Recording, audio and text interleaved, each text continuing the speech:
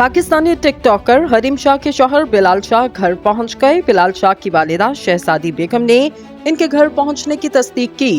हरीम की सास शहजादी बेगम का कहना है बिलाल चंद रोज कबल लापता हुए, लेकिन वो कल रात 12 बजे घर पहुंच गए। इन्होंने कहा कि बिलाल ने वापस आने के बाद अब तक कुछ नहीं बताया। वाज़ेह रहे 2 रोज कबल वीडियो बयान में हरीम शाह ने दावा किया था कि इनके शौहर बिलाल शाह को कराची से अगवा कर लिया गया।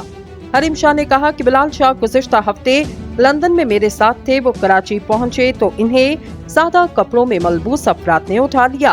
टिकटॉकर ने मजीद कहा, अगवा के यानी शाहिदीन के मुताबिक कुछ अफराद डाले में आए और मेरे शौहर को उठाकर साथ ले गए।